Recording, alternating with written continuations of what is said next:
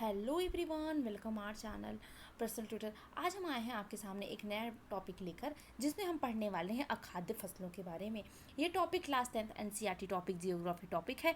तो हम इस वीडियो को पूरा डिटेल से डिस्कस करेंगे और जानेंगे कुछ खाद्य फसलों के बारे में।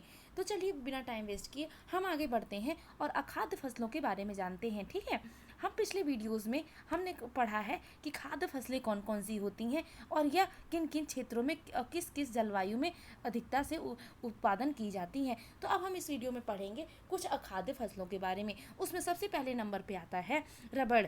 रबड़ भूमध्य रेखीय क्षेत्र की फसल है। तो जो रबड़ है वो भूमध्य रेखीय क्षेत्र की फसल होती है, यानी यह भूमध्य रेखा क्षेत्र के जो भूमध्य रेखा होती है उस क्षेत्र के आसपास ही उगाई जाती है, परंतु विशेष परिस्थितियों में उष्ण और उपोष्ण क्षेत्र में भी उगाई जाती है। तो लेकिन क्या होता है, कभी कभी यह उष्ण और उपोष्ण क्षेत्रों में भी उगाई जाती है। इसको 200 सेंटीमीटर से अधिक वर्षा और 25 सेल्सियस से अधिक तापमान वाली नम और आर्द्र जलवायु की आवश्यकता होती है। इसको उगाने के लिए हमें 200 सेंटीमीटर से अधिक वर्षा और 25 सेल्सियस से अधिक तापमान वाली नम आर्द्र जलवायु की आवश्यकता होती है। रबड़ एक महत्वपूर्ण कच्चा माल है जो उद्योग में प्रयुक्त होता है। तो जो रबड़ है वो एक महत्वपूर्ण कच्चा माल की तरह उद्योगों में उपयोग होता है। इसे मुख्य रूप से केरल, तमिलनाडु, कर्नाटक, अंडमान निकोबार द्वीप समूह और मेघालय के गारो पहाड़ियों में उगाया जाता है। तो जो रबड़ की खेती होती है वो मुख्य रूप से केरल, तमिलनाडु, कर्नाटक, अंडमान निकोबार द्वीप समूह और मेघालय के गारो पहाड़ियों में उगाया जाता है। ठीक है बच्चों, समझ में आ रहा है आपको कि आप अपने पास मैप जरूर रख लें ताकि आपको सारी चीज़ें क्लियर हों अच्छे से। ठीक है, तो केरल, तमिलनाडु, कर्नाटक, अंडमान निकोबार द्वीप समूह, मेघालय की गारो पहाड़ियों में उगाया जाता है।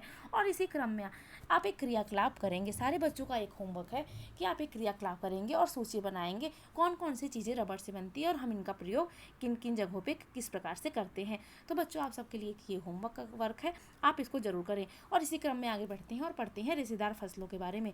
कपास, जूट, सन और प्राकृतिक रेशम भारत में उगाई जाने वाली 4 महत्वपूर्ण मुख्य रेशेदार फसलें हैं।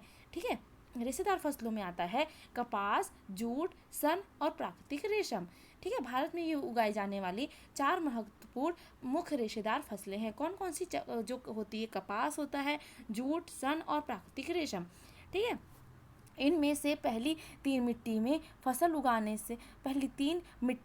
उगने से प्राप्त होती है और चौथा रेशम के कीड़ों को कोकून से प्राप्त होता है।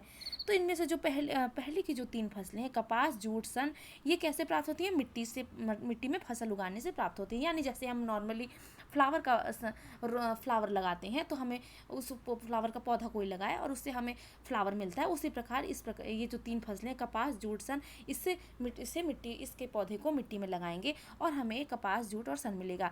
और चौथा आता है प्राकृतिक रेशम। वो कैसे प्राप्त होता है? तो रेशम के कीड़े होते हैं के कोकून से प्राप्त करता है। ठीक है, रेशम के कीड़े के कोकून से प्राप्त करते हैं। ठीक है, इसे उससे पौधों से प्राप्त नहीं करते। ठीक है, जानेंगे कपास के बारे में।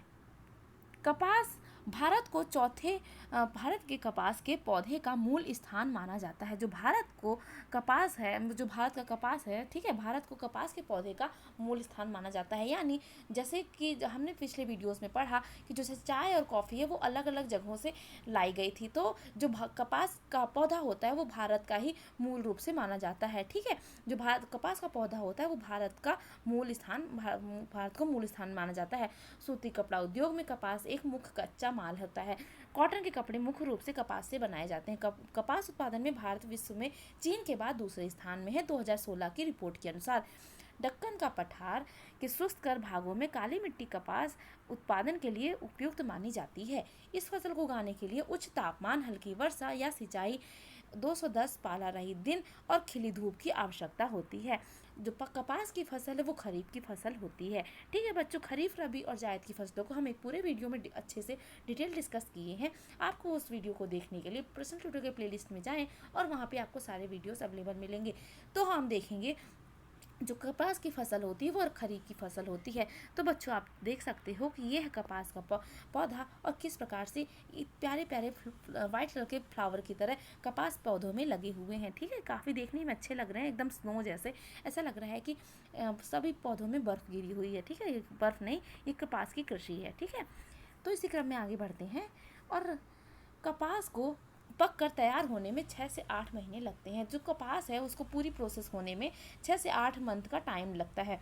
महाराष्ट्र, गुजरात, मध्य प्रदेश, कर्नाटक, आंध्र प्रदेश, तेलंगाना, तमिलनाडु, पंजाब, हरियाणा और उत्तर प्रदेश कपास के मुख्य उत्पादक राज्य हैं। ठीक है बच्चों, समझ में आया आपको? आप मैप में देखेंगे कौन कौन से चीज़ें कौन कौन सी जगहों पर कपास का उत्पादन होता है। तो कहाँ कहाँ होता है? महाराष्ट्र, गुजरात, मध्य प्रदेश, कर्नाटक, आंध्र प्रदेश, तेलंगाना, तमिलनाडु, पंजाब, हरियाणा और उत्तर प्रदेश में कपास के मुख्य उत्पादक राज्य हैं। अब इसी क्रम में बढ़ते हैं आगे की तरफ। जूट। जूट को सुनहरा रेशा कहा जाता है। क्या कहा जाता है? जूट को सुनहरा रेशा कहा जाता है। जूट की फसल बाढ़ के मैदानों में जल निकास वाली उर्वरक मिट्टी में उगाई जाती है। तो जूट का जो फसल होता है, जूट की जो फसल होती है वो बाढ़ के मैदानों में उगाई जाती है, जहाँ पर निरंतर जल निकासी वाली उर्वरक मिट्टी होती है। ठीक है, जहाँ हर वर्ष बाढ़ आई नई मिट्टी जमा होती है। ठीक है, वैसे वहाँ वो उस वाले स्थान पर जूट की खेती करते हैं। ठीक है, इसके बढ़ने का समय उच्च तापमान की आवश्यकता होती है। इसके बढ़ने के लिए उच्च तापमान की आवश्यकता हो। पश्चिम बंगाल, बिहार, असम, ओडिशा तथा मेघालय जूट के मुख्य उत्पादक राज्य हैं। पश्चिम बंगाल, बिहार, असम और ओडिशा, मेघालय जूट के मुख्य उत्पादक राज्य हैं। इसका प्रयोग बोरियां, चटाइयाँ, रस्सी, तंतु व धागे, गलीचे और दूसरी दस्तकारी वस्तुओं बनाने में किया जाता है। इसकी उच्च लागत के कारण और कृत्रिम रेशों और पैकिंग सामग्री विशेषकर नायलॉन की कीमत कम होने के कारण बाजारों में इसकी मांग कम हो रही है। अब क्या हो रहा है कि अब टेक्नोलॉजी बढ़ रही है और बाजारों में विभिन्न प्रकार के नए नए तकनीक आ रहे हैं, जिससे इसकी पैकिंग लेकर इसके विशेषकर जो रेशे होते हैं उनको दूसरी चीज़ में सब्स्टिट्यूट कर दिया गया, जैसे कि नायलॉन की मार्केट में आ गया है और जो काफ़ी सस्ता पड़ता है, इसलिए इसकी बाज़ार में मांग कम हो रही है क्योंकि यह महंगा पड़ता है। ठीक है, तो बच्चों हमने देखा कि जो अखाद्य फसलों में मुख्य रूप से कौन कौन सी चीज़ें आती हैं। ठीक है, जैसे कि कपास हो गया, जूट हो गया, ये सारी चीज़ें खाद्य फसलों में आती हैं, लेकिन यह भी हमारे उद्योग और अर्थव्यवस्था के लिए काफ़ी महत्वपूर्ण तरीके से काम करती हैं। ठीक है, कपास हमारे सूती वस्त्र उद्योगों में काफ़ी महत्वपूर्ण अपना रोल करता है। यानी वो महत्वपूर्ण रोल कैसे करता है कि सूती वस्त्र बनाने के लिए कपास जो होता है वो एकदम कच्चे माल की तरह उपयोग किया जाता है। ठीक है, आपने देखा होगा कि उनमें कई तरह की जो फसलें होती हैं, कुछ मिट्टी में उगाई जाती हैं और कुछ दूसरे तरीक़ों से जो प्राकृतिक रेशा होता है उसको कोकून से प्राप्त किया जाता है। इस प्रकार से ये सारा वीडियो आपको बहुत अच्छे से क्लियर हुआ होगा। इस वीडियो में सारी चीज़ें जो पढ़ाई गई हैं वो सारी चीज़ें आपको बहुत अच्छे से क्लियर हुई होंगी। आई होप आपको कोई डाउट नहीं होगा। अगर डाउट होता है तो आप कमेंट सेक्शन में ज़रूर लिखें और सारी चीज़ों को अच्छे से समझें। कोई भी डाउट अच्छे से क्लियर करें। डाउट क्लियर नहीं होगा तो आपको कोई भी चीज़ आगे अच्छे से समझ में नहीं आएगी। ठीक है, बच्चों आपके लिए एक अच्छा होमवर्क है कि आप जितनी भी चीज़ें मैंने पढ़ाया है आप उसको मैप में इंडिकेशन दें कि किन किन क्षेत्रों में कौन कौन सी फसलें बोई जाती हैं और उगाई जाती हैं। ठीक है, इससे आपका प्रैक्टिस होगा और आपको नॉलेज होगा और कभी भी कोई भी मिस्टेक्स नहीं होंगी। पूरा वीडियो को देखने के लिए आपका बहुत बहुत धन्यवाद। Thank you.